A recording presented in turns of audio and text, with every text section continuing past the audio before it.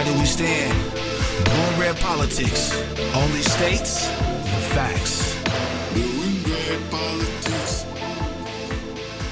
Blue and red politics. Take a trip down Pennsylvania Avenue. A mile from the White House is the building for the Jeffrey Epstein storylines. All right, everybody breathe.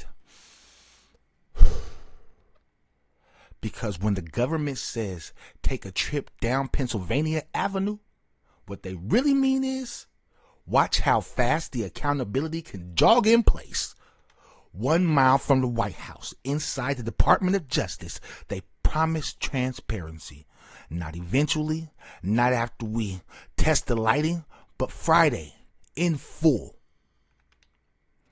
Which is government talk for lower your expectations immediately. Inside the Department of Justice, night and day, they've been preparing the release of the Epstein Files. Friday, deadline day for publication in full. In the event, it's not what we got. The Department of Justice published files, but only some. Jeffrey Epstein and the company he kept, as laid out in images and documents. Let's do the basics. Who set the rules? Congress. What did they say? What did the law say? It released all unclassified Epstein files. All. Not some. Not the ones that won't ruin Christmas. When? Friday. Deadline day. No extensions. No vibe-based compliance. And what did we get? A sample platter. An Epstein tapas menu. Would you like photos or facts? Because you can't afford both. He surrounded himself with celebrity, even if inclusion in a photograph is no indication they knew or were involved in his crimes. The files contain images of Michael Jackson, here with Epstein, and here in the company of Diana Ross and former President Bill Clinton. The former Democratic president featured prominently in the release by a Republican Department of Justice. He's pictured here in a jacuzzi and in a swimming pool alongside Ghislaine Maxwell. Now watch the misdirection. Photos, celebrities, names arranged like crime-themed yearbooks. Michael Jackson, Diana Ross, Bill Clinton, Prince Andrew, and yes, say it clearly so nobody sues later. A photo is not a crime. Being near Epstein is not proof of guilt. That's real. That matters. But here's the joke. If this release is about justice, then why does it look like a TMZ got a government grant? Because spectacle is cheaper than truth. And a crowd staring at pictures is a crowd not asking, where's the missing pages? Epstein's partner in crime. Bill Clinton has stated he knew nothing of Epstein's crimes and cut him off before they came to light. Ghislaine Maxwell was pictured outside number 10 Downing Street. She and Epstein were a pair who courted the rich and famous. Here she is with Mick Jagger, and here he is on one side of the singer, Bill Clinton on the other. And here is Ghislaine Maxwell with a group at Sandringham, with the former Prince Andrew laid out on the laps of women sitting down. He denies wrongdoing. Now, Bill Clinton says that he cut Epstein off before the crimes came out. The statement is older than TikTok. That's not a revelation. That's a rerun. Ghislaine Maxwell, convicted, sentenced, already the villain in this movie. Prince Andrew, denied wrongdoing, paid to make it go away, still not new. So what exactly did we learn? Not a damn thing, except how aggressively this release avoids novelty. The new documents reflect the sex crimes that led Jeffrey Epstein to this New York prison, where he hanged himself in 2019.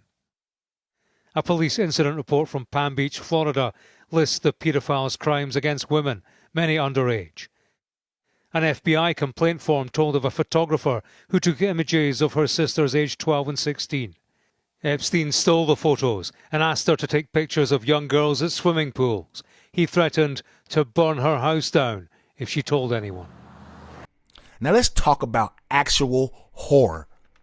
Underage girls, threats, coercion, FBI complaints, Palm Beach police reports. This is the spine of the case. And notice, this part doesn't get the spotlight. It gets the footnote. It gets the Sharpie. Because nothing kills a photo op faster than details. It was Friday evening in the US when the documents dropped. For all the names included, its president was conspicuously absent. You had to look hard at Epstein's desk to see the photo of the former friend, one who denies knowledge of Epstein's criminal behavior. I really don't want to soil it up by asking questions, even questions that are very fair questions that I'd love to answer. Donald Trump. And here comes the magic trick. The president, conspicuously absent. You gotta hunt for his connection, like it's an Easter egg hunt behind Epstein's desk. When reporters are asked, I don't want to soil it by asking fair questions. That's not restraint. That's political Febreze. Trump wasn't taking questions on a day he chose to announce lower drug prices.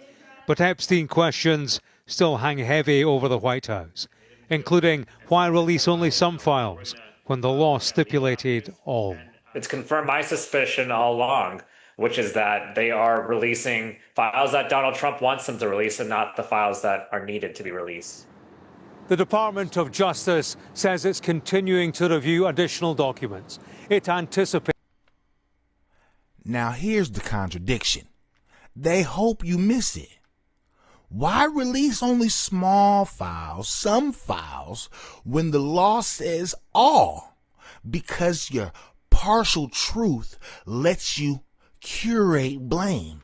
And as one lawmaker said aloud on record, they're releasing the files Donald Trump wants released, not the one the law demands. That's not paranoia. That's a reading comprehension problem inside the DOJ. They'll be finished over the next 2 weeks. At that point, we may learn more about Donald Trump's association with Jeffrey Epstein. We could scarcely learn any less. The publication will be made over the festive period, a time when news tends to land more softly amongst a public distracted by celebrations. And then comes the delay theater. More files soon. 2 more weeks. Over the holidays. Yes. Nothing says transparency like scheduling accountability between gift returns and airport delays. Bury it under the wrapping paper and hope the public doesn't check it. Hope the public doesn't check the receipts. And as the files were released yesterday, there was distraction too in the skies over Syria. US planes attacked ISIS targets in retaliation for the killing of 2 US servicemen last week. Coincidence or conspiracy?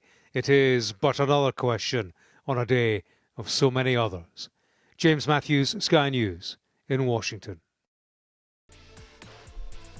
And just to really set the mood, as the files drop, airstrikes in Syria, breaking news, bright lights, loud bangs.